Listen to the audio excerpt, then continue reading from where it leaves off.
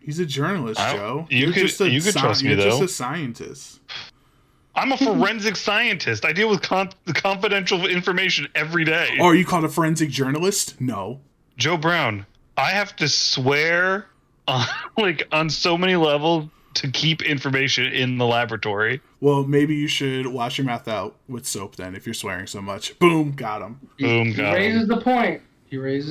It's not a good one, but it is a point. Horrible point.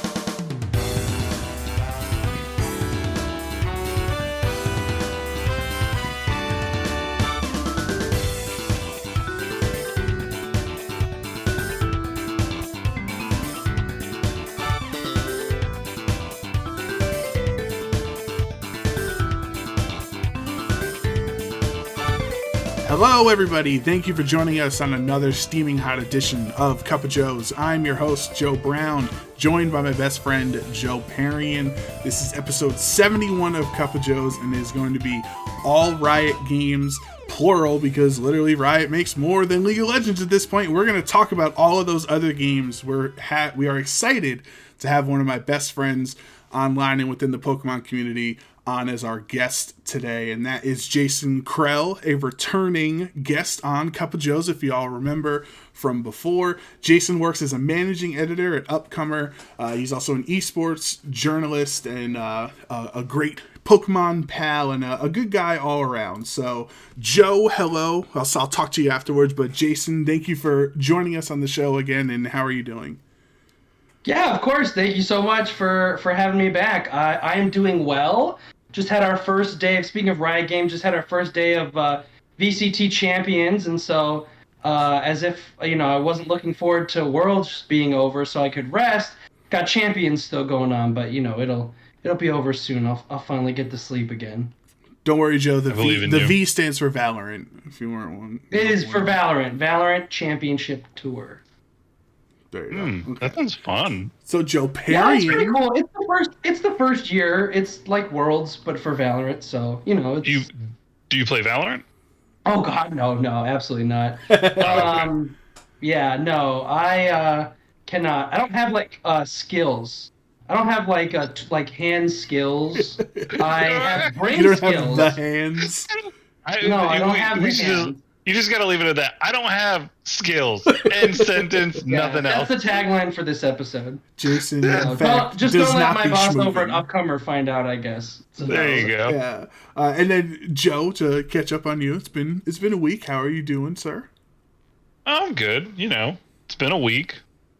We had the holiday last week, which was nice, but... Nice. Back at work, What was your this is for the class. Let's just address. What was your favorite Thanksgiving dish that you consumed? The mashed taters. Ooh.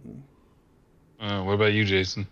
I don't even really like Thanksgiving food. I'm gonna be the heathen. I actually I don't even really remember what my favorite thing was. I remember we played left, right, center.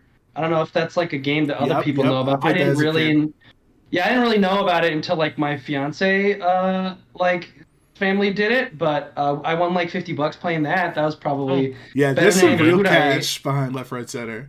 Oh yeah, well, because she had so all the family gets over. I mean, we had I don't know, probably mashed potatoes. I'm a potato guy, so that was all I needed.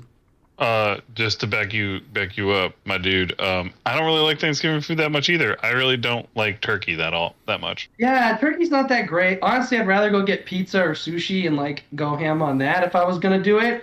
All this traditional stuff. I'm just trying to have a millennial Thanksgiving, all you can eat sushi, alone, watching YouTube videos. Joe Brown is about to implode over here. About this. Why couldn't the Pilgrims have just enjoyed Korean barbecue with the Native Americans or something? Somebody finally gets it. That would have been amazing. That would have been a much better Thanksgiving meal. Yeah, have you been seeing that new viral TikTok trend that people have been doing? Where it's if the Native Americans brought the Pilgrims a donkey instead of a turkey, we'd be eating what instead. As if we weren't already. Come on, give me a break. Oh man, that's funny. Actually, I don't have a TikTok. I'm scared. I I haven't downloaded. Oh, dude, it. it's a beautiful world, but It's but awful, Riot. but amazing at the same time. Right, exactly. So, all right, Jason, let's Yes. get into this because we brought you on because there's been a whole bunch of announcements from Riot Games. Mainly, we're going to talk about Arcane, the series, our thoughts on it. All three of us have watched it through. And then we're going to talk about the Ruin King game a little bit, giving our impressions on it, and then just some sprinkle in discussions on other things happening in the Riot sphere. So, Jason is a big expert on Riot Games and covers a lot of stuff, and works as an editor over at Upcomer, which is an esports website. Covering, I know I've read some of his articles with some of the different things with like Overwatch and League of Legends and stuff, and so I know you don't play League as much. You play a lot of TFT, but you are just a general like big Riot Games, I don't know, enjoyer, consumer. I don't know how do you want to put it? Yeah, I mean, it's like, it's difficult because like I'm gonna do the journalism thing where I talk about ethics, but it's like I really like Riot. I like a lot of their games. They are they do a lot of cool stuff. But I am I gotta like, it's mostly like if I wasn't working as journalists, I'd be playing their stuff anyway. But from these days, I gotta keep my kind of distance. I'm a critical observer, so I can't say that I'm a fanboy or anything like that. Would be like a Nintendo when I was a kid, but I definitely enjoy and appreciate a lot of what they get up to. Oh, like a lot about what goes on with Riot Games and the games they come out with, and even stuff like that. So like is Riot your whole like world in the other side of it? Like when it comes to esports, like what's your main esports like? Not like playing the games themselves, but like the other side of the industry per se for Riot. Yeah, I mean, I would say that like that's like a big look. Riot's huge, so like they are naturally going to be what a lot of our audience wants to listen to. They are like do some of the biggest events. They traditionally are like really good about giving access and whatnot. So, just kind of like on the whole, a lot of it comes down to, to Riot, but like that kind of stuff. But we do all kinds of, I like a lot of niche esports, in general. So I like Riot, but they're not even like it's not like they're anything super special, I guess, if that makes sense. Some of those niche esports like Pokemon VGC, where your coworkers keep tweeting and dogging on us, and that's what I want to get into, Jason. Who do I have to not like on the internet who keeps making fun of our VGC? It's funny. They just do it. It's a joke. It's like a joke specifically like for me, right? Like they do it just to dunk on me because at every given opportunity I'm like, oh, VGC this, VGC that. And so, it's just like a running little joke. How it is. Like, oh my god, that Jason guy's going on about it again. Oh, yeah, exactly. That's literally what it is, 100%. Maybe if we subtweet him, he'll knock it off. And they know I won't. That's the thing. They're trying to browbeat me, but it won't work. I won't give in. So, man. Jason, you are managing editor at Upcomer. Correct. So, what goes into that on the day-to-day? So are you kind of reading other journalist stories and like correct it, put a comma here, put a parentheses here? Like, is that mainly your job, or is it more on like the reporting side? Like, what's the day-to-day life for Jason Krell at Upcomer? Yeah, so I mean, it kind of varies. It is mostly editing. Like, I'm mostly looking at other people's stuff and making sure that it's it's good, it's accurate, it's like written the way it should be, and then it's a lot of like guiding the youngins, I suppose, as it were, because there are a lot of young journalists that are just cutting their teeth working for us, so it's making sure that they knew who to talk to, the way to approach things, whatever. It's approving stories, it's keeping an eye on things myself, it's sometimes putting together workshops to teach people. It's like administrative stuff sometimes, sitting in meetings, planning. It's a lot. It's my first time being a supervisor, and I went from not really supervising all that many people to supervising like a lot of people. So, it's been an adjustment, but it's been good. That's pretty cool. That's I like the Cup of Joe's progress you made from the last time you were on, because you're yes, you're I out of had college the big trying blow-up. doing some smaller esports thing, and then now this time around you're an Upcomer. It's like established, and like you're helping other people and stuff. I like the progress. It is, and it's a nice glow up. It feels good for sure. Now, what happens? Let's say you're editing somebody's article, right? And like, what do you do? It's just a general question I've always wondered with like managing editors or site editors. Like, one of your coworkers writes an article that you just either like, one, could not care less about the topic, or two, you like adamantly disagree with either their stance or their piece or whatever. Like when you made that article a couple weeks ago about like top 5 storylines that Arcane could cover in a potential season 2, like what if that was one of your coworkers and they put a storyline that you were just, oh, this is the stupidest idea, this shouldn't even be on here? Like, how do you handle those situations? Well, it never really, ideally, like, it doesn't get to that point, like, that's why we have conversation, things like that. I mean, well, first things, like, we try not to be like, ideally, we don't want to be putting ourselves into the story too much, right? Like, sometimes you have your own opinion, but like, if we stick to news, like, we're doing it the right way. And so ideally, like, there's nothing for me to have an issue with. Like, it is what it is, right? So it's more about just like, did we report it right? And then, if it is like an opinion thing, these people hate VGC, right? So like, naturally, am I really gonna agree with their takes in the first place? So, but usually I don't really have that issue. So I have good coworkers who have smart ideas, and I don't really run into that kind of a thing very often, fortunately. So that's good. Okay, Joe, you have any other like esports related, journalism related questions for Jason? Oh, you might be. Everybody loves journalism. Hold on, he might be muted. Joe, you hear me? Yes, I wrote it down. Okay, cool. I'm pulling it up. So Jason. Yes. I heard you went somewhere big recently. I heard you went to the Esports Award. Yes, I did go to the Esports. My first time at the Esports Awards show was very interesting. What? You say interesting and not that it was good. Does that mean there was a mixed bag of what happened? Well, no, but it's just a weird environment, like, I've never met these people before. We interact a lot online. And a lot of the people were really great. Like, I met mostly journalists. My allergies were killing me, so I wasn't feeling great, like, leading up to it, and I didn't want to be sick and like getting people sick. You got vaccinated before. Everyone had proof, so like I wasn't worried about, like, I knew I didn't have COVID.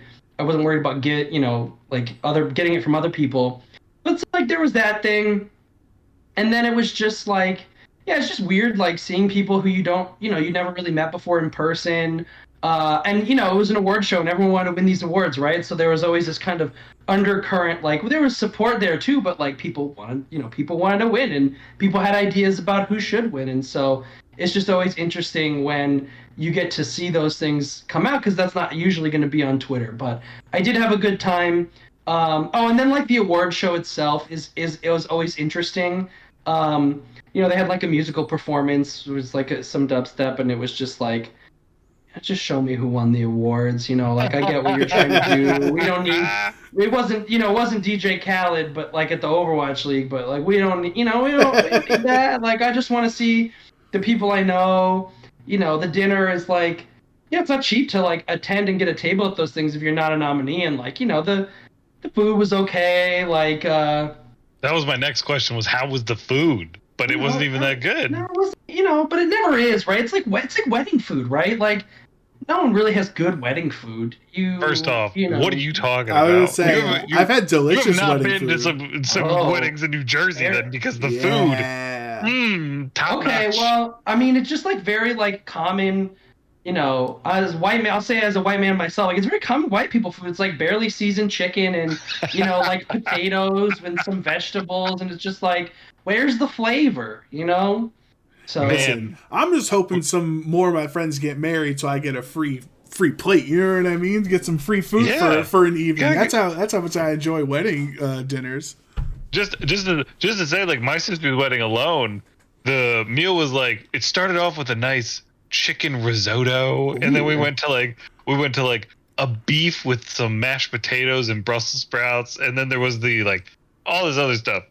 You gotta go to an Italian wedding in New Jersey, and that's the food you gotta get. That does sound like where it's at for sure. But going to just like some random Arizona wedding, like if it was like like I imagine like anything with like Mexican food there, like probably real good. But a lot of venues don't do that. They don't do that. So a taco bar. Right. At my wedding.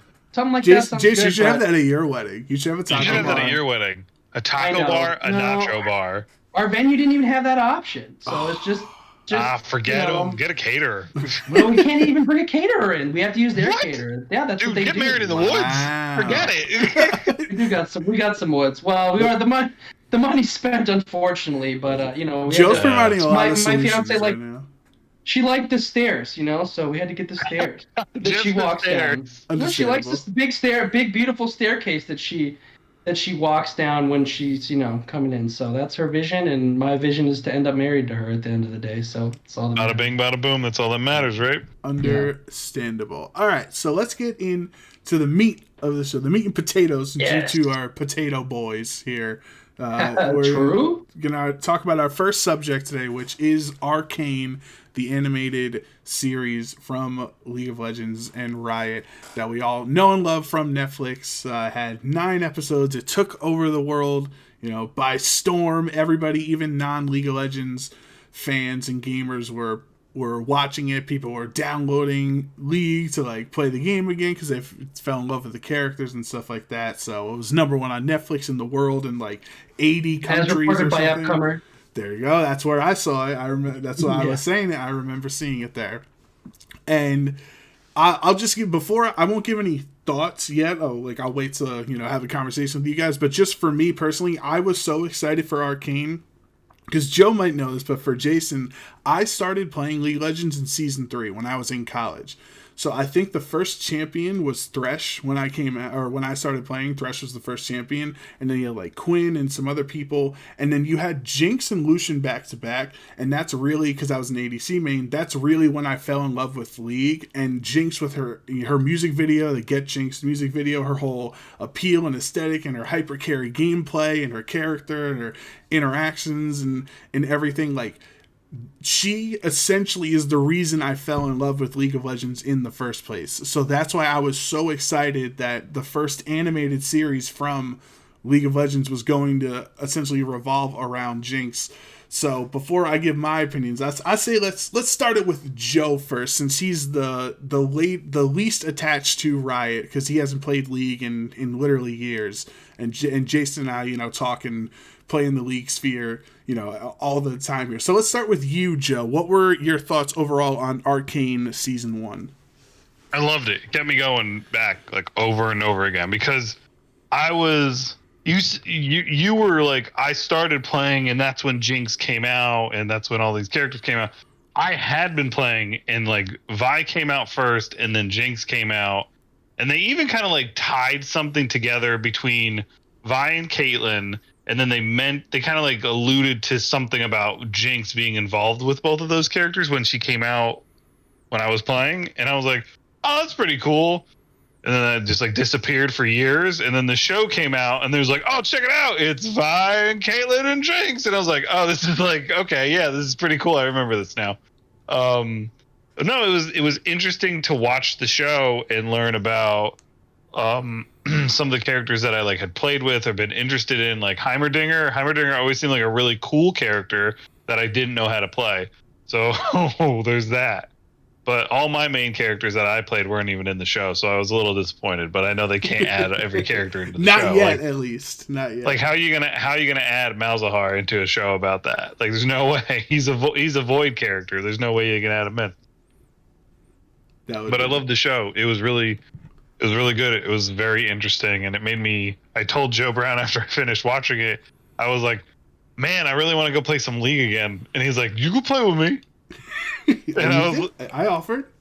Yeah, he offered, and I was like, okay, well, the only area I know how to play well is mid. And he goes, just like every other new person who starts to play, they play as mid. And I was like, but listen. But why would you even like start mid? That's Dude, such like rough. I swear to God, Jason, it's literally it's such a hard role to play. You're so like crucial. That's what makes it so frustrating. So we have mutual friends that have started in the last couple of years playing League, and I kid you not, every single one of them that has learned and wanted to get into League, they all choose mid. It's like they all want to be the protagonist. They all want to be Deku. They all want to be Goku. They all want to be Naruto. Like, I don't understand somebody coming into a 12-year-old game with 156 champions and bajillions of hours of people's practice in the gameplay. Why would you choose mid instead of like support or top lane? Like, that's definitely what I would recommend. I think support, as someone who in the few games of League of Legends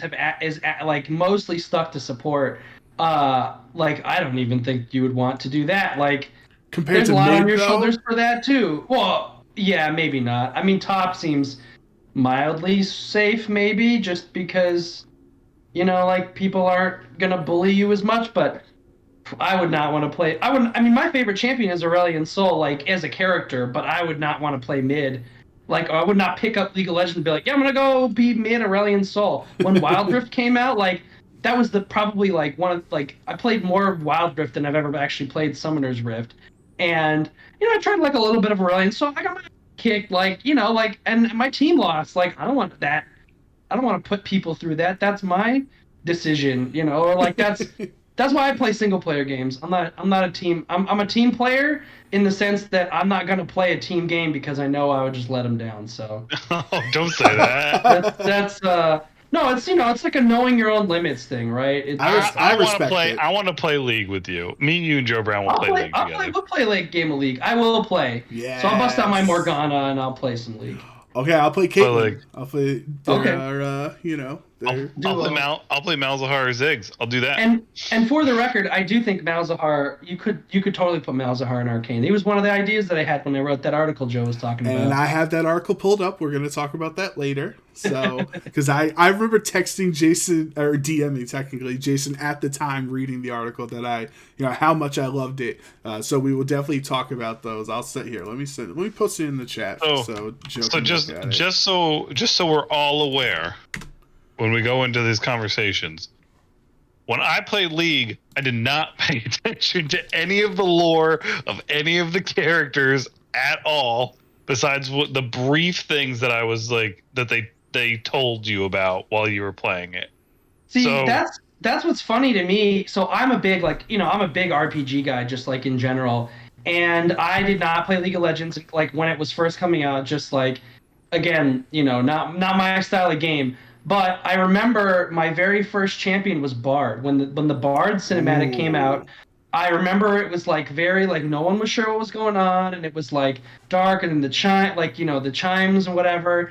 And I don't remember a whole lot of details obviously now, but I remember it was enough that I started paying attention just to the champion launch videos. And I didn't play the game at all. I had no way to engage with it. But because, you know, I kind of was into esports, like, I started eventually paying attention to League or like to, you know, the LCS and stuff like that. So that's kind of like how I got into it. But it was all the lore that dragged me in. That was all I cared about. But now here's the thing. They didn't have like trailers for characters coming out. Right. There was no. You had to learn the lore. You had to like go into like the launcher and look up the character and read their lore. And I was like, which they've since taken that out, if I'm not mistaken. It's not on their website, but yeah, it's like, I know it's it its used own to be website in the now. client. Yeah. Yeah. So it's like there was no incentive to do it because it's like I just want to get into Summer's Rift and start bang bang boom and stuff like that. Yeah. And originally, when the game was playing, they didn't even make it seem like these characters were real. It was always like you are one of how many people play League? 6, right? Is it 5? 5v5. You're one of 10. Yeah. You are one of 5 summoners that are controlling a character on the field to do whatever. So it was like very disconnected. It was like, okay, these are my puppets, and I'm going to do whatever. But now these characters have a lot more life to them, which is something I definitely would have appreciated when I was playing. But yeah, right. And that thing has been definitely missed retconned. it. That's also not like canon anymore. Right, they did get rid of that. Got rid of yeah. Although I kind of liked it. It made sense to me. It makes practical sense why there'd be an actual battle happening. That's why I don't like that they got rid of it. I get why they got rid of it, because it creates like a disconnect between, like, there's a barrier. Not only is you're already not the character that you're playing in real life. And so to do that, it creates like an additional barrier between you and the character that you're playing, which they don't want. Flash, it's the same reason why they stopped. It's why they stopped making like monster characters, and it's all just sexy people now. What? I don't know if that's the same characters reason. are some of the best characters. I know. I think so too. We all but agree, they have they're not like giving up 100%, but they have stated that they are deprioritizing making non-human characters because they don't sell as well. They have the data. Markets. Like, people mostly want to be playing the sexies, the sexy ones, I guess. The sexies. I hate that. Yeah. Don't air that. Also, I believe Vex was the first Yordle since 2015. I want to say so. Which is good, because I don't like Yordles. Yeah, but like from a design perspective, you want to have different designs and stuff, and it took them 6 years to have another design like that. Anyway, let's steer this conversation back over to Arcane, Joe, the thing we were actually talking about here. Yeah. So, Jason, you're up next. Like, what was your excitement leading up to Arcane and the whole premiere and everything, and then like your overall thoughts about the season? Yeah, I mean, I loved it. I thought it was great. I was excited when it was coming out. Some of my favorite shows are, I love anime, but like some of my favorite shows like Avatar: The Last Airbender, so even a Western style, like I'm all for that. But I thought, as like the other thing, I just didn't know what to expect, right? Like Riot is primarily like a video game studio, so who could say what their first attempt to make a show was going to be, right? Like you couldn't have guessed that it was just by default going to be good.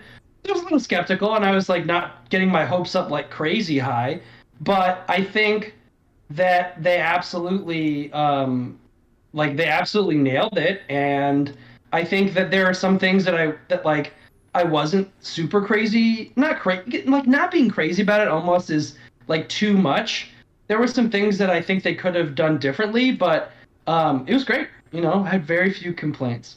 Like what? I want to know what could they have done? Well, the ending. We'll talk about the ending afterwards then. I'm sure we can have a very strong discussion about that, because that's where most of the people I've talked about, that's where been most, I would say, the most contention. If everybody like loved 93% of Arcane, then like the 7% that people didn't like was like typically related to the ending. So we can talk about that. But for me, I think what I love, obviously I said I loved Arcane, and what I appreciated the most out of it is, we all know it took them 6 years to make, with the same studio, Fortis, that made the Get Jinx music video all those years ago, and years of setup of Vi and Jinx being sisters, and like so many things like leading up. Like, this story was essentially 8 years in the making, if you think about it, leading up to Arcane's actual debut.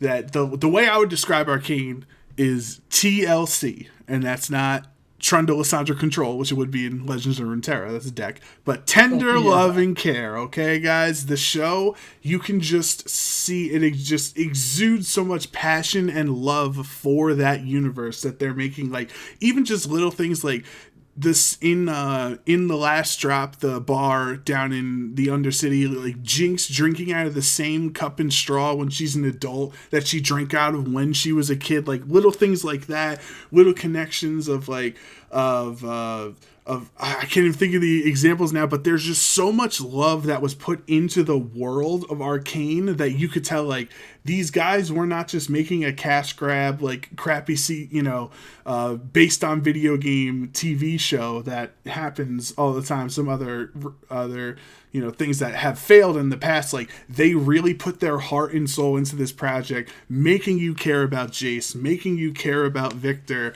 like making you care about Jinx, even though she's quote unquote the bad guy. Like, there is not enough positives that I could say about Arcane as a whole, except for I don't get why Caitlyn like kind of has blue hair, because she has like purple hair in the show. That would kill me. That would like killed me watching all the episodes. That was one of the little things that made absolutely no sense to me. Why Caitlyn? It's not like, I feel like that's not hard to mess up. Am I crazy? Like, if she iconically has purple hair and you give her blue hair, like that seems a little weird.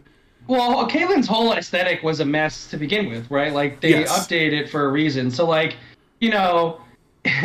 if they, if they like have changed it so that it's, not, it's not purple, like, that's okay. I know. I'm just harping on a little thing. That was all. Yeah. I feel you though. I get it. It's you want it to match the vision, but I think right. That was okay. I think that was okay. And then so there are a couple of little things, I'd say along that line of just like little ticks that get me a little, sidetracked, and where I don't appreciate certain moments like that, where because they gave 110% for so much, like why were other areas like that not given the same?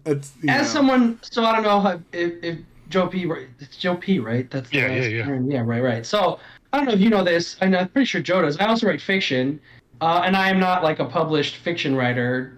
I don't think. Yet. I forget. Sure. Yeah. I mean, eventually. Yeah.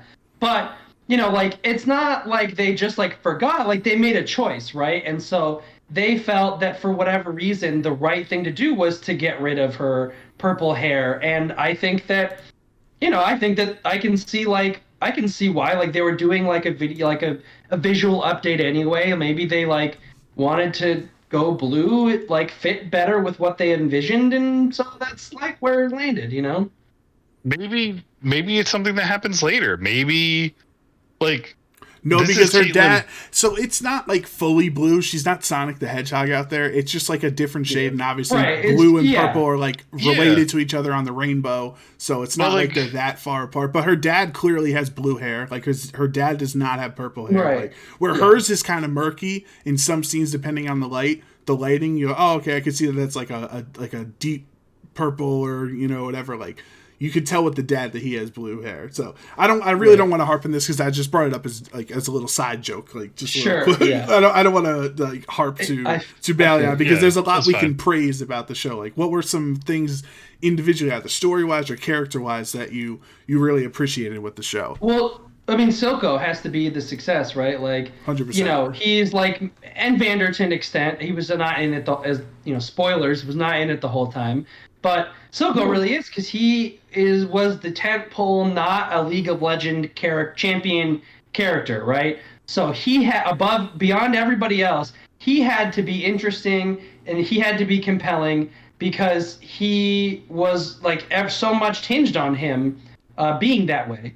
And I think that they did a really good job. I think he was menacing, and I think that he had good motivation, and his visual shtick was good. I wish that maybe, there was a little more. I wouldn't have wanted them to do this at the cost of making him like a well-rounded character. I kind of wish that they had done enough to make him like someone they could have put in the game. I think right now, like, there's really not much to go off of for him to actually show up. But right. Like, what would Silco's like WB? You know what I mean? Like, right, like, what's his kit?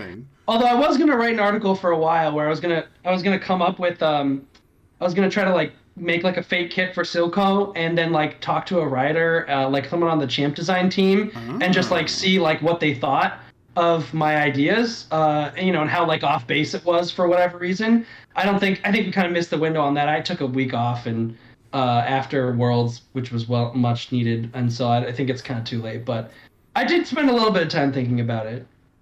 That would be cool. That'd be a cool article. Yeah. Could he still possibly be a champion that's already in the game, or has it already been said that he's not? They've said that they are not currently planning to put Silco in the game, but but for the record, I envision him as a support. I think that he would be a support character. He'd kind of have like a, kind of like a toxic, damage over time thing, like Zyra or Brand or something like that. I think he would be like a CC sort of like champ. Like his whole shtick would be about manipulating the enemy team. Yeah. Is in different ways because like that's kind of the way I see it, I guess. I thought he would deal more with like dealing more how like Vladimir's, like instead of Vlad using mana, he uses his own health.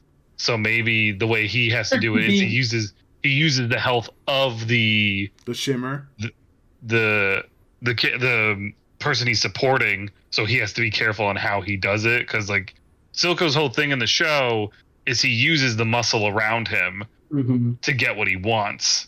Right. So maybe he could also use the health of the other champion that's not like the enemy champion as well. Like maybe he has to be able to balance like stealing stuff and going back. I figured the way I thought was that like he would give a buff to like it would be a buff to your ally with like a slight downside, and then on enemies it'd be like the opposite. Like he'd overdose them. Like it would be a lot about from Shimmer.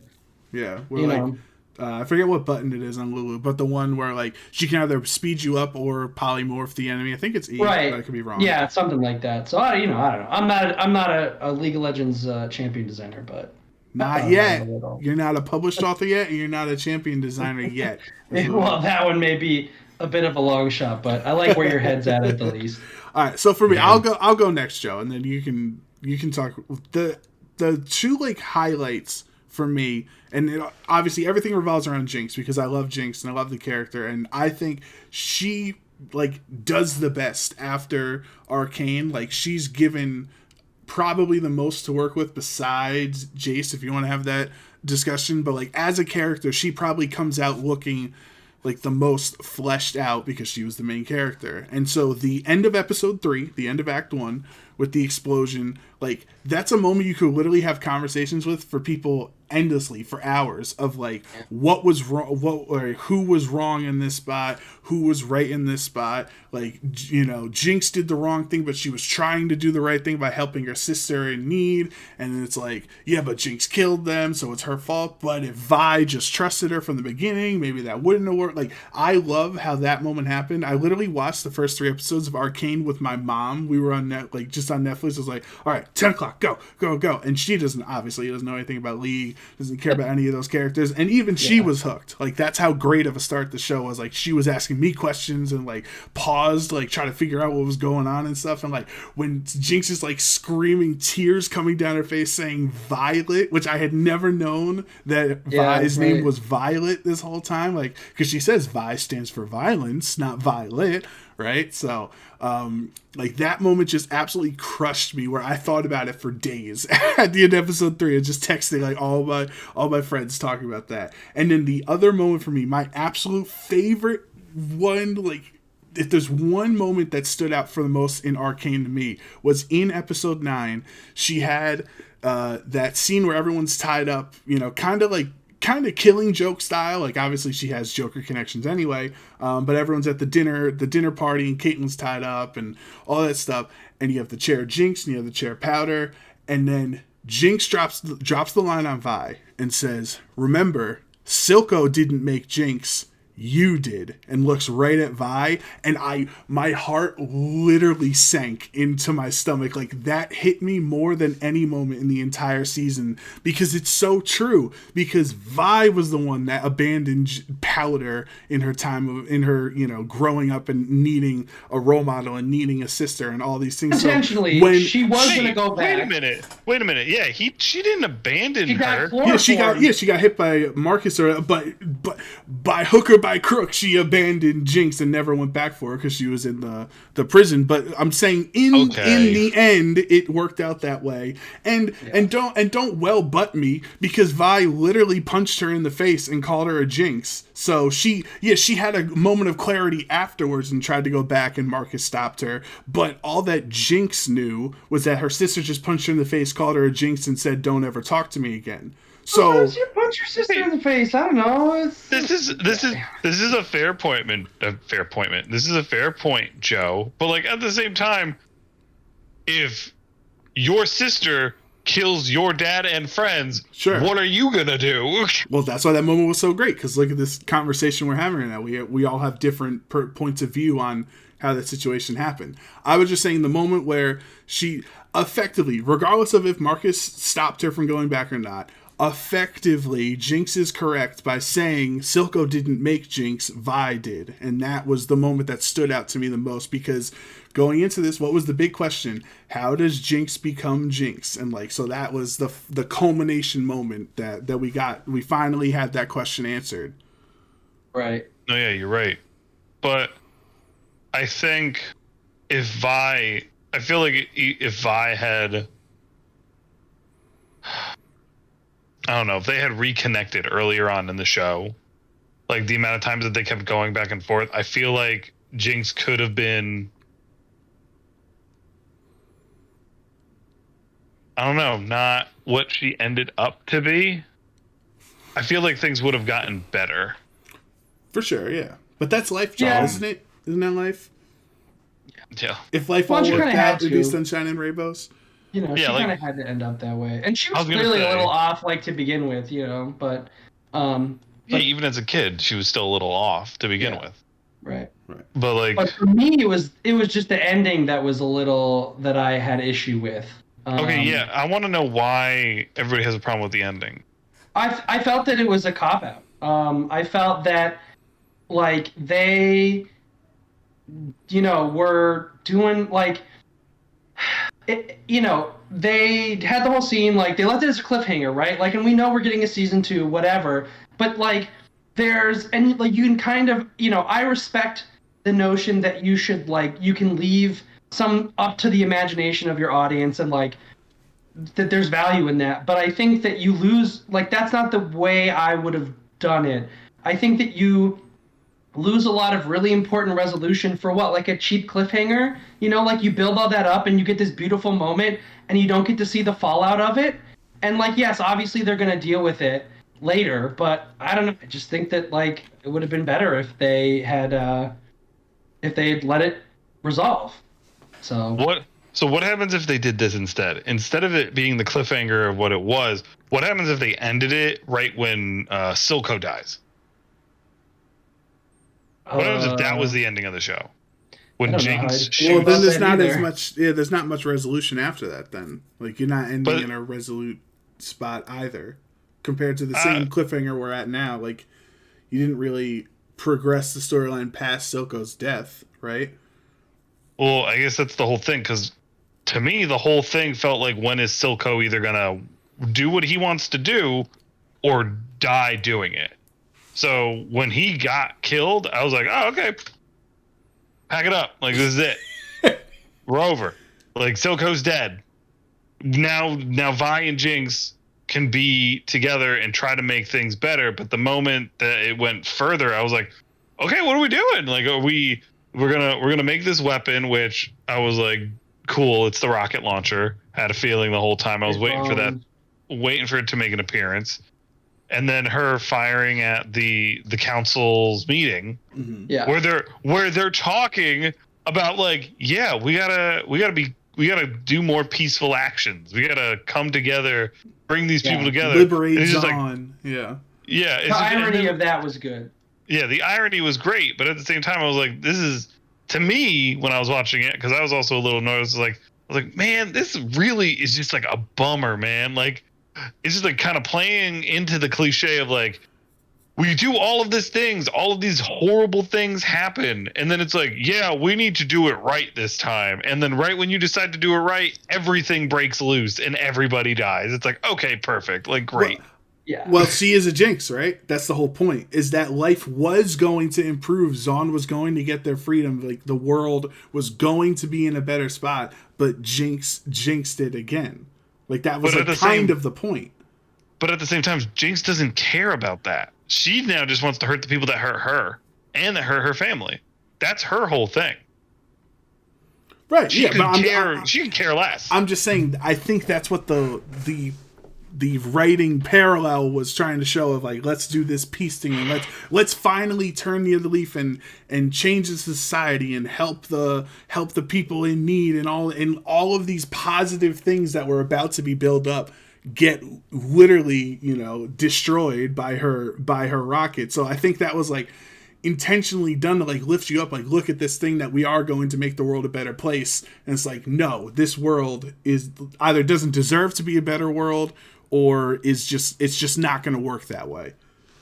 Yeah, you're right. So for me, it was just like, I don't know. The other issue that I have with it is I just like wanted it to be like, I wanted the second season to tell a different story. Agree. So that's what I wanted to get to, Jason, because I believe I did text you this at the time. So when I watched Act 3, it was right away, I think it was like 4 a.m. or 6 a.m., whatever it was, I can't remember.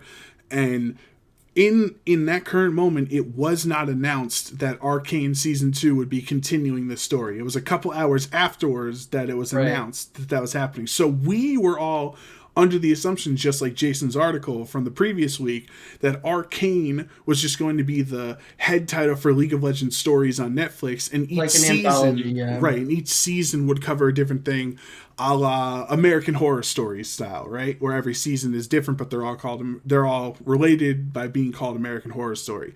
So while under that premise, watching the ending, I loved it, because it left it off at a point that made you have to decide as the audience member, as the viewer, like kind of Inception style or other cliffhanger storylines, like what do you think happens? How is Zon going to get its independence? Like what is the implications for Vi and for Jace, and like what is Victor going to do? How does Victor become Victor? And then you have to go do that research and look online and read other stories and other lore related events that have happened throughout Runeterra to figure it out for yourself. So I loved it at first, and then in retrospect, now understanding that season 2 is continuing this storyline, I'm kind of bummed out, because I don't know if Victor turning bad and becoming the Victor we know can hold a full season, another 3-act, 9-episode. I mean, season. I have very little doubts that they will be able to make that compelling, but I just think like there's just so much interesting stuff, and like clearly they're moving into the Noxus angle, like they've explored that. But it just is like, I think that they could have completed the character arcs of all the characters by just finishing the scene and letting all the fallout happen. Like, Jace could have realized his mistake, and like, or like Jinx could have become irredeemable, and Vi could have realized this, and like all these things could have been wrapped up, and then we could have been, had a nice little bow on it. Right. And then we could have moved on to the other 150 characters. Because that's the thing, like, League of Legends has so many characters, and every season, there's limited resources. So every season of Arcane that you get is less time you're going to, like, with these characters, less time you're going to get with other characters. And I get it that there is value in, again, like, telling the best possible, like, story beyond anything else, and that's important. But I also think, like, I want to see other characters, like, I just want to know what else happens around Runeterra. Like, so my whole thing is what I'm excited for about season 2, to be completely honest, is I'm excited to see the relationship that Heimerdinger and Echo have. And I want to know how Echo creates his whole time thing and how he can go back in time and stuff like that. Because when Echo came out, when I was playing, I was like, this guy looks so cool. And I played him and I was like, I am so bad with this character. I cannot play him. He's still very tough to play, yeah. He just seems like a really cool character. I wanted to know so much more about him. Like, I think I even texted Joe when I was watching the last half of the show. and those like, or maybe even like even in like the second part of the show when his masked character shows up, I like saw him. I was like, yo, that dude on the skateboard is Echo. Like that. Yeah. That is Echo for sure. Right. Has to be. Yeah. And like, I was excited to hear that we're kind of going forward more with some of the characters in like this another season. But like, I do agree there are like so many characters to go through. And to be honest, this show made me interested in two characters that I could care less about. Like, I did not really care a lot about Vi or Jinx when they came out. I thought they were cool looking, but I never really wanted to play them. And then this show made them seem very compelling to me. I was like, oh man, this is a really interesting thing. Mm-hmm. Like, also, it would be cool to find out more about Vander and him turning into Warwick. Yeah, I was just gonna say, like, he's definitely Warwick, you know. Like, I could definitely see that instead of Victor being the main bad guy of the next season, that Singe comes out to be more of the bad guy, and him and Victor work together, and then at the end of the season, we see Victor become the Victor that we know. Mm-hmm. But I'm gonna pivot real quick. The real question is, when are we gonna see more of Cho'Gath? I want to know when I'm gonna see my big growing boy. Oh man, I don't know. The Void story is probably the hardest to do because Void characters aren't characters. They're forces of nature, except maybe Vel'Koz, but they're also very unknowable. So like, it's really hard to get attached to a Void character. The only way you could do it is if you tell it from Kaisa and Kassadin's perspective of fighting off the Void. That's a way you could do it. But like, you know, because you could make them the protagonists and they run into Malzahar, they run into Vel'Koz and Kha'Zix and whatever. But like, you can't really do it from the Void's perspective. They pretty much have to be the antagonist. Yes, right. Oh no. I'm not saying that he's gonna be the protagonist. He's gonna be like, this is Cho'Gath, a small lizard man who eats things to grow. No, yeah, he's definitely gonna be the bad guy. But you know who could be the good guy is Gentleman Cho'Gath, the best skin. Oh, Gentleman Cho'Gath could be the protagonist of my heart. Okay, tip of the hat, a little bit of a rose. There we go. But it would be cool to see a whole kind of like Void type of thing where like they do show Malzahar, my favorite character, not because I'm biased towards Malzahar being my favorite character, but Malzahar. It would be Kassadin chasing Malzahar. That would be that would be it. That's the story. And then you put in the Kaisa stuff as well, you know? So that's like, that is what you would do, you know? And then we get another Kaisa skin out of it and everybody wins. Yeah. I love Kaisa. I know. My favorite character. Yeah, she has 8 skins in like 3.5 years or something. So there you go. We could also do a whole season about Teemo and how he's the best character in League. Okay, that's a great question. I've actually talked to my brother about this. I would say, I don't know if you guys have watched Little Witch Academia or not, the anime on Netflix, but I personally would love a Bandle City like just like rambunctious fun time storyline with the Yordles, and I would like say like kind of Little Witch Academia style of like, yeah, there's like grave peril within the episode, but it's all very like comedic and lovable and lighthearted and like just an all-around good time. And I would love that storyline with the Yordles. But my brother was saying that he doesn't think that like you could get a full season that would be compelling enough to like literally shape the entire Riot world the way Arcane was. Like, Worlds was all about Arcane. TFT was all about Arcane. Like, the Legend of Runeterra was all about Arcane. Like, all of that stuff. Like, he says he doesn't really think that you could make a compelling enough story to carry the franchise around the Yordles compared to the Shurima storyline with Sivir and Azir or Noxus or Ionia. They're talented. Like they can do it. I have zero doubts that they could find a way. Yeah. Because it's never just Bandle City in a vacuum. It's people encroaching. It's Noxus encroaching on Bandle City, or like what have you. Like there's always another angle to kick it up. So. That would be pretty cool. Speaking of Yordles, I just like looked at Ziggs thing, and Ziggs could totally be in season 2. from the way that it's described of his character. Heimer and Ziggs are homies. Especially he does work at the university, but I know you like to play Ziggs, but I just hate Ziggs. But here's Joe, you gotta go play the Ziggs game that came out. Yeah, here's a brief line from it. As an inventor's assistant in Piltover, he was bored by his predictable life and befriended a mad blue-haired bomber named Jinx.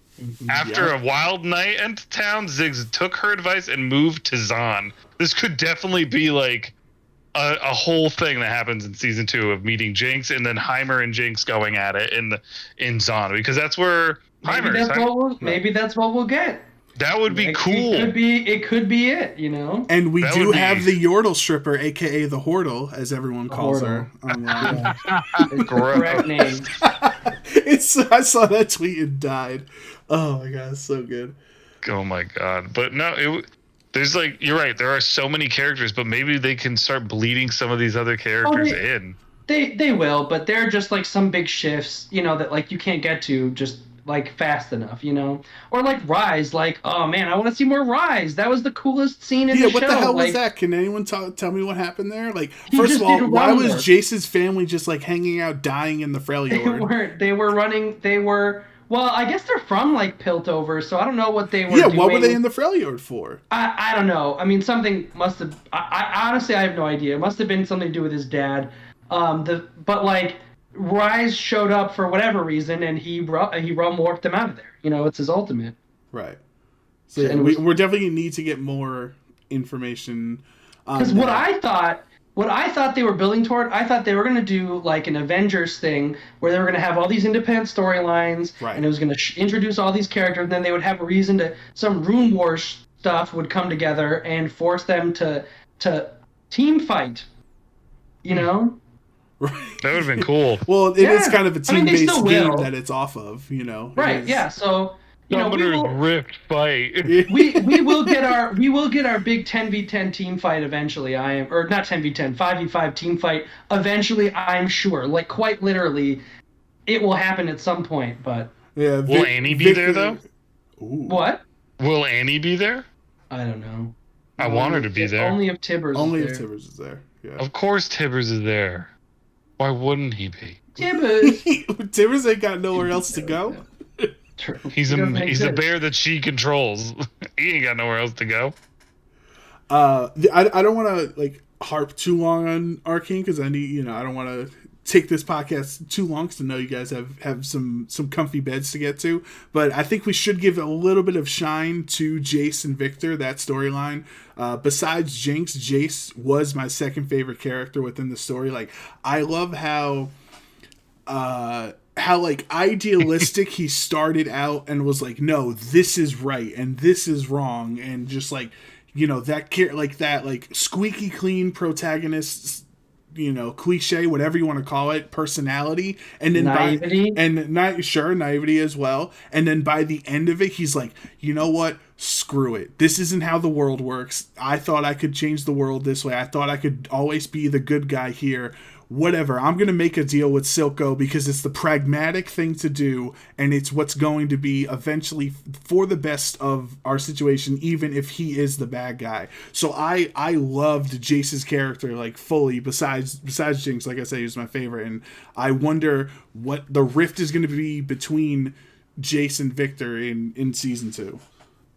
He hinted at, I think, you know, like they know that that the Hex Core ate Sky, and he needs to keep doing the research so he can live. But my issue, and I love Victor, but my issue was not with Victor, but it was the community's reaction to Victor, because everyone was so thirsty after Victor and so loved Victor, and they forget that he is literally a science Nazi. He's like a eugenicist. Like, his whole goal is to upgrade everybody, and he, you know, against their will and this and that. Wants to remove free will. Yeah.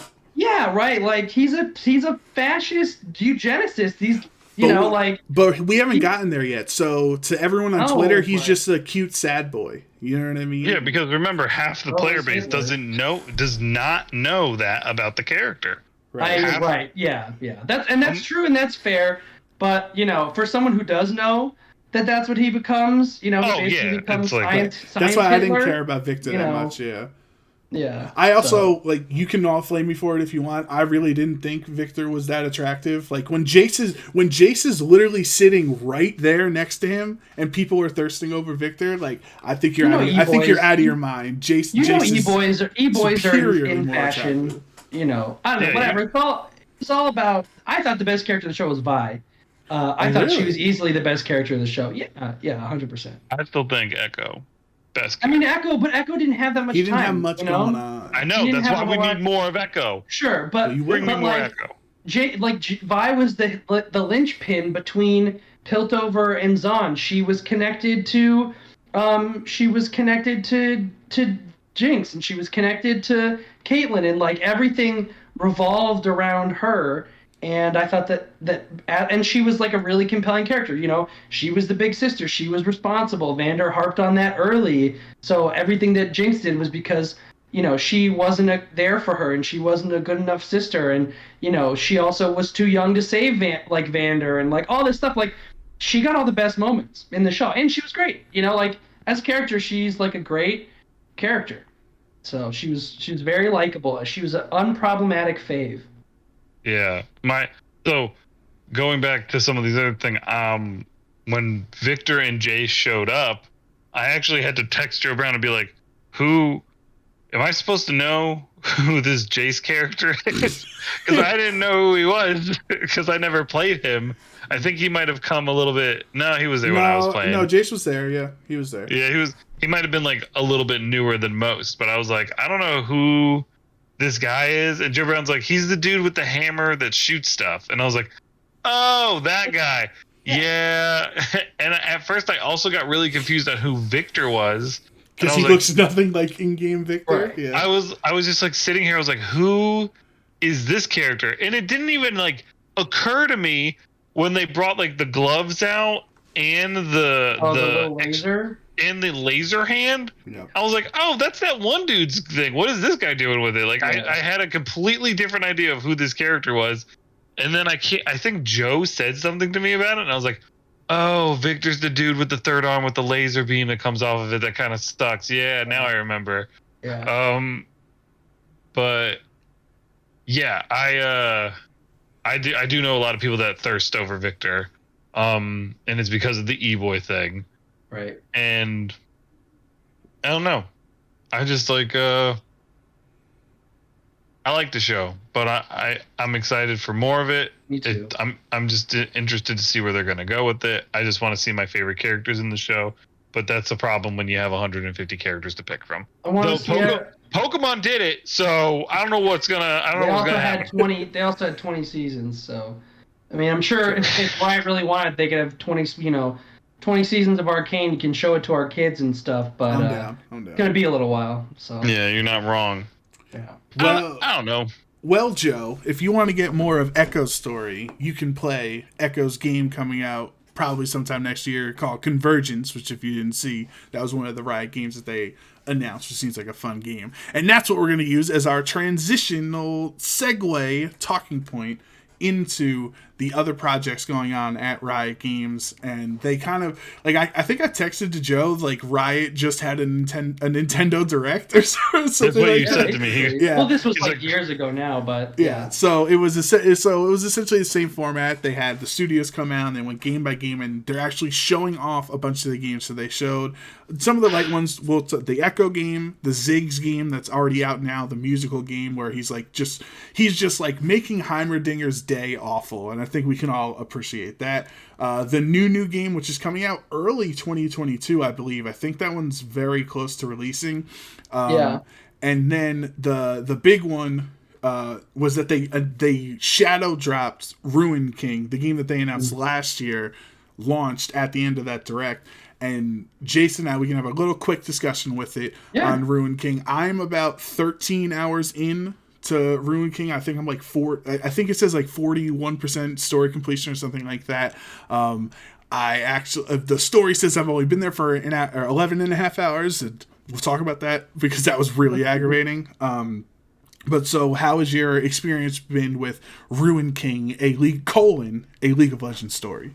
it's been good. I don't even think I'm as far as you. I've just been so busy, like hadn't had a lot of time to play, and I wanted to play it more in when I was in Dallas or Arlington, I guess, for the esports awards, but like I wanted to play on the plane, but the voice acting is so good, and I didn't have like wired headphones for my Switch that like I played Brilliant Diamond instead. But like I wanted to play it because it's been so great. My only complaint is that where I'm at, it feels a little slow because it felt faster when you first did it and you were playing with MF, Misfortune, for listeners who don't know, because she's like a damage dealer. But then like I'm at the part where you're with Alawi and you're with Braum, and like you've got like two defensive supports, and it's just like, cool.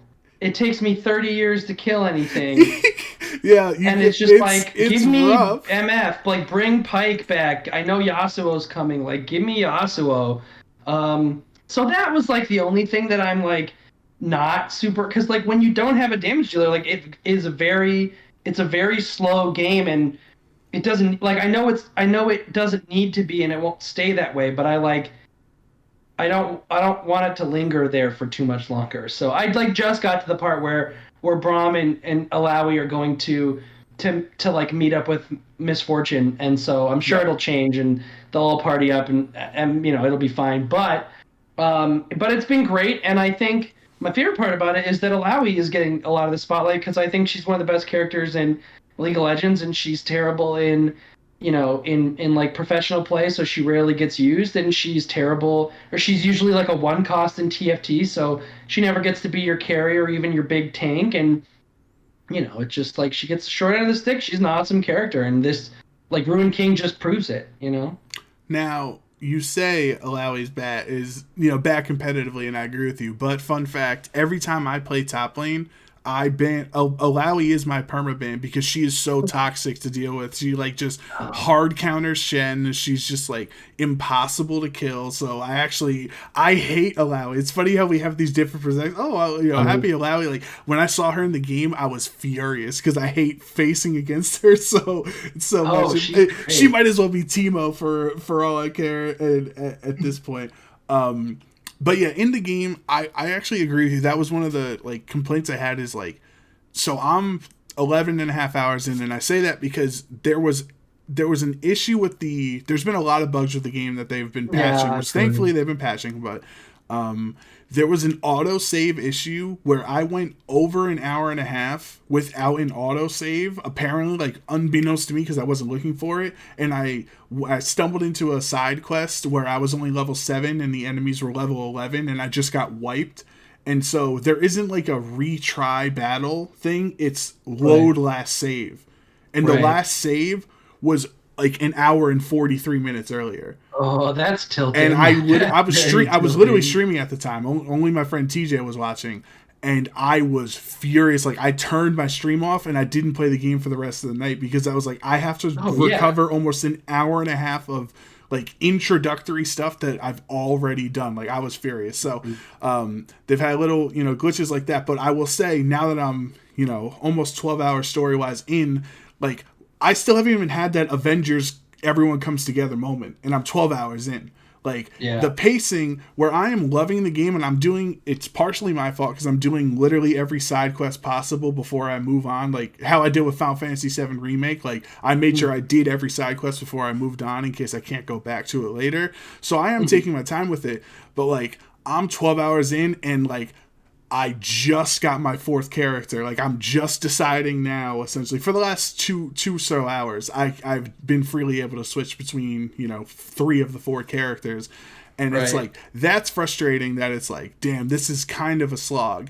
But what is happening, because I am a big lore nerd and a big lore head. I don't know what term to use. I'm a big fan of League's lore and the storyline they have in the characters.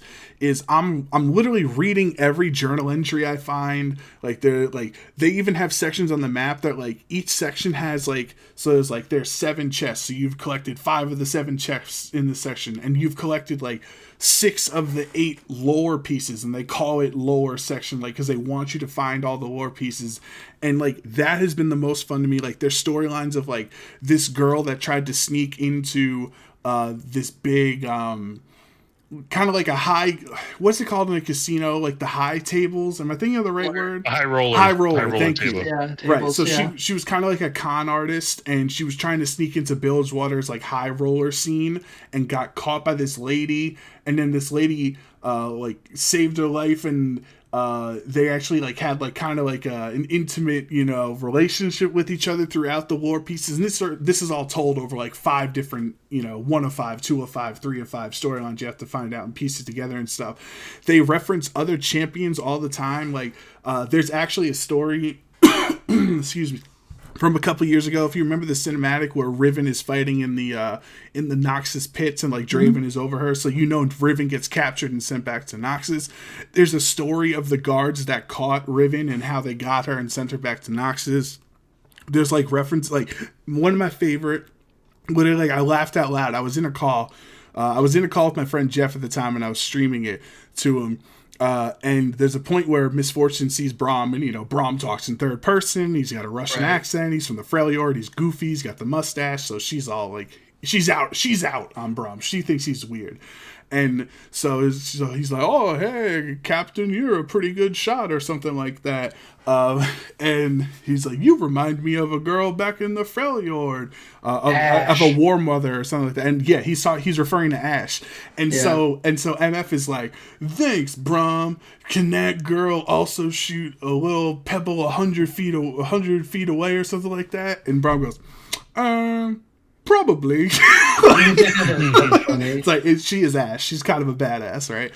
So like those little interactions, like Alawi telling Braum about like the religion the Boo religion, and like how that's different than the Freljord religion and the gods they worship. Like this is a lore fan's like wet dream, this game, right? And the gameplay is fun. Like, you know, Jason, the lane system's cool. We play Pokemon, right? So we play turn-based RPGs. We also play Fire Emblem. Like we're fine with turn-based RPGs. That might turn some people away from it, but the way I was kind of explaining it to friends is like it's kind of like turn-based Guitar Hero. Like there's like kind of like a guitar riff neck at the bottom of the screen, and there's little pods that you want to do your attacks in those certain things, and there is a rhythm to the attacks and stuff. And like, yeah, so I can't recommend the game enough. I haven't beaten it because, to be honest, I meant to beat it last week when we were recording the other episodes. Like, all right, I got a whole week before Jason gets on, and I'll beat it. But then I just dived so hard into Legends of Runeterra this last week that I haven't.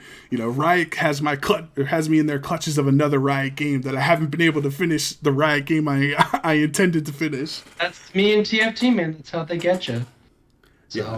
So, but it's been great. I love it, and I'm excited to find time to play it more and to like get even more of the story. I just wish that, you know, I know that COVID, it's a bummer that their original vision couldn't be realized, where this played out.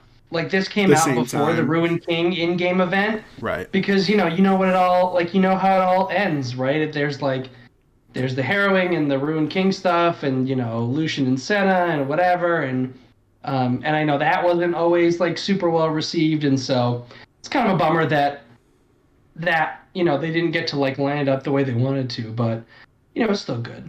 Yeah, it is also like kind of a hodgepodge selection of champions to go with. Like Braum is going there to try to find a cure from the Blessed Isles. Like he doesn't know it's turned into the Shadow Isles, and Ari's got her thing, and like it seems weird for a game called Ruin King to be so detached from the Ruin King storyline. You know what I mean? Because there is no Senna, there is no Lucian, there is no Gwen, like in the as one of your 6 playable characters. You would think that that some of them would be more involved, you know. Right. But it's okay. I'll take it anyway, and then I'll support it so that we can get another one. Right. Yeah. I do have to figure out the combination I like, because like I don't know if I should go 2 attackers and 1 one tank, or go 2 tanks, 1 attackers, because there is a long stretch that comes up where you're just Alawi, Braum, and Yasuo just like chilling for a couple hours. And Yasuo is my favorite character by far to use, which I never thought I would say ever in a sentence out loud about League of Legends, because I hate Yasuo. I love Yasuo. So his ability is he stores up crit chance, and then when he crits, it does additional attacks. So not only do the crits crit, obviously, but they do like a second attack that also crits and stuff like that. So what I would do is I would taunt with either Alawi or Braum at the beginning of the battle and have Yasuo just store up crit. And then by the time my ultimate was ready, like I literally did like 800 damage to one enemy off of it just because of how much I stored up. And you have the runes that build up your crit chance and stuff. And that stuff seems really cool. I do have the answer for you. It's easy. You run, because you get how many people? 6. You get 3? Well, you get 3, sorry, yeah. Choose right, 3, yeah. So you do one like defensive, 2 offensive when you're fighting mobs, and then when the boss comes, you switch to 2 defensive. You switch to a tank, a healer, and like probably Yasuo. Right. And you just slow roll it. You know, you can't freely switch. It depends on what difficulty you play it on. You can only switch at certain stations, so you can't freely switch out. Yeah. There are these like rest stations, you know, they have those stories. But I'm sure they give you one before the boss, right? The storyline I just did, like I'm about to head to the Blessed Isle, or Shadow Isles now. So the one before that, I didn't have a station before that, so. Oh, interesting. Well, yeah. I don't know then. That is tricky. I'm sure we can figure it out. Yeah.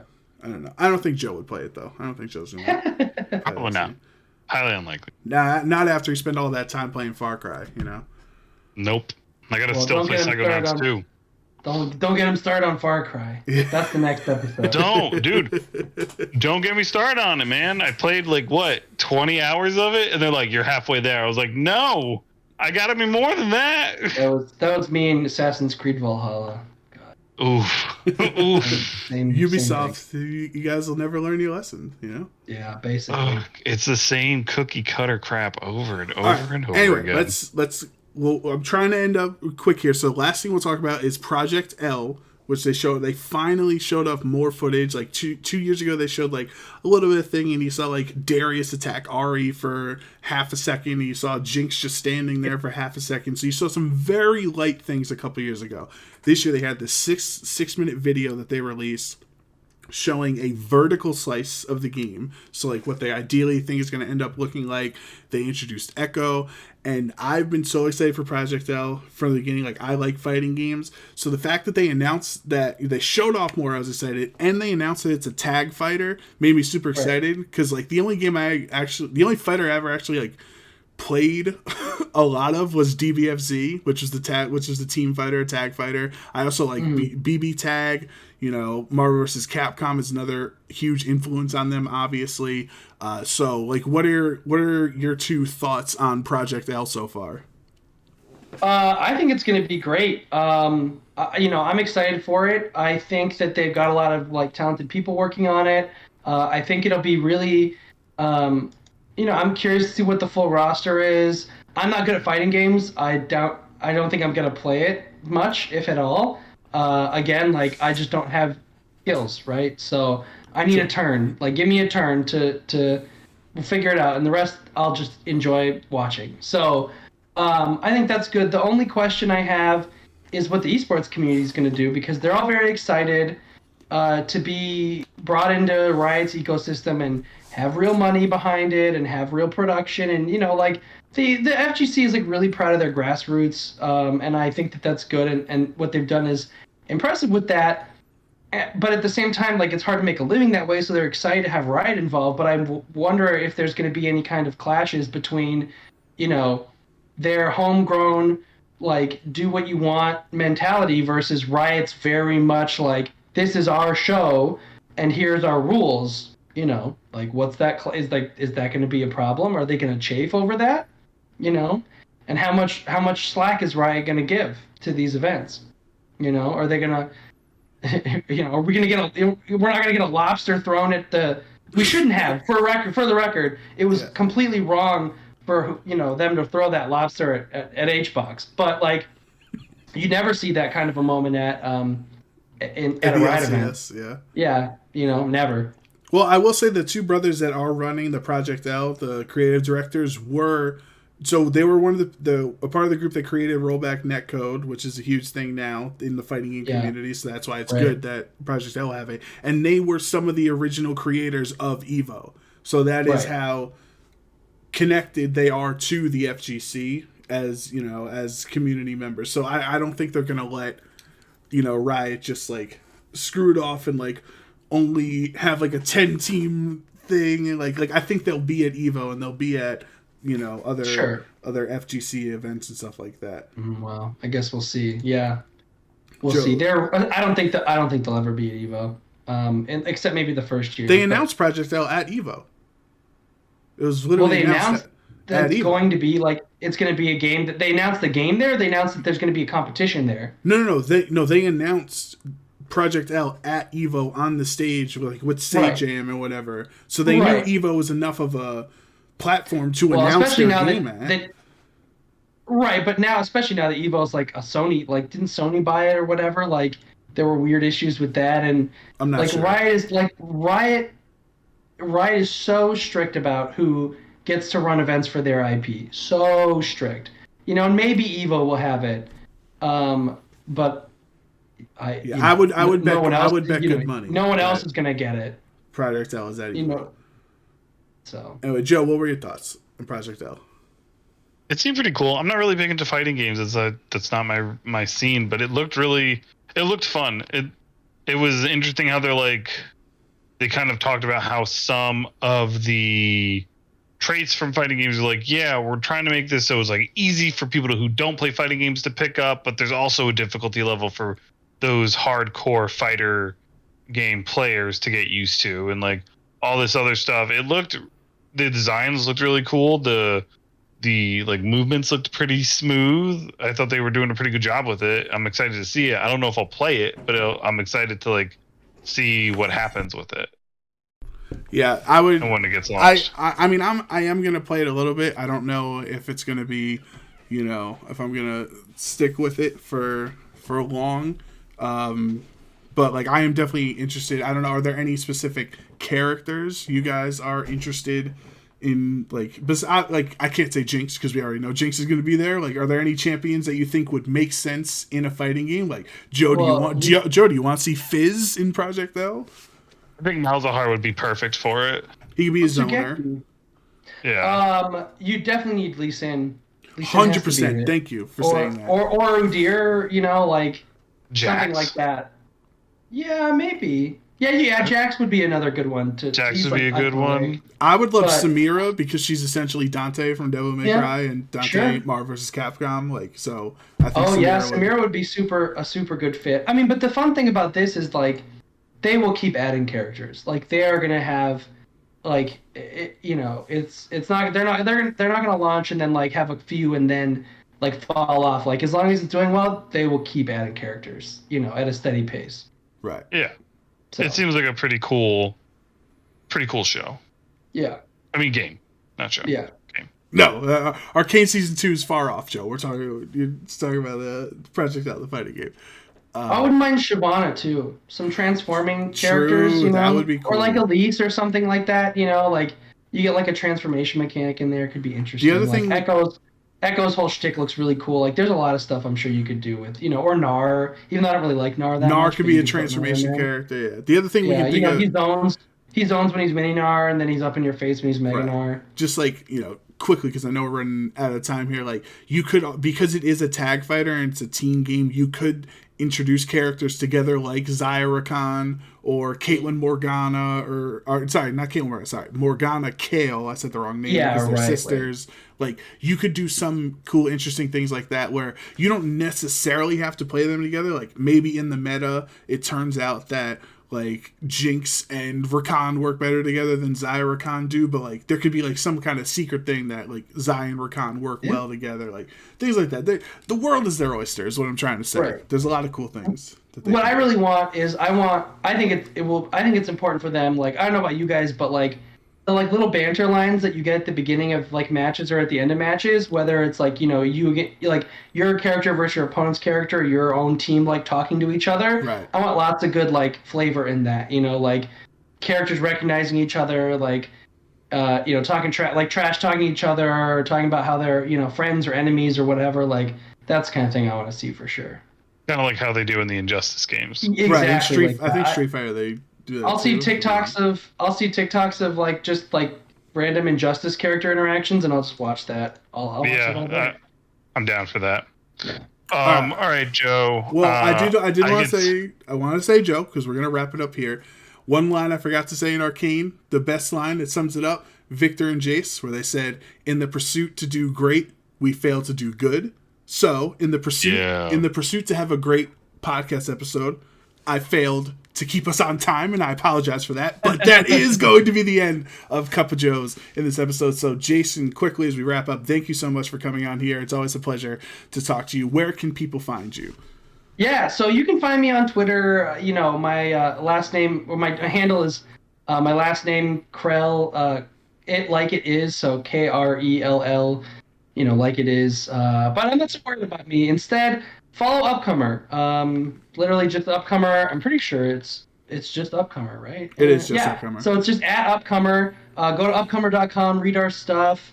We just had our biggest month of the year, and we've only been around for 8 months or so, and we're still growing and doing good things, and so getting in early and seeing the good stuff we're doing is all that I could ask for. But thank you, both of you, so much for having me on again. It's always good talking to you, and I'm sure I'll be back again a third time and more. Next time you come on, you'll be president. You went from like no job to like being an upcomer to president. It's just a lot of progress. United States.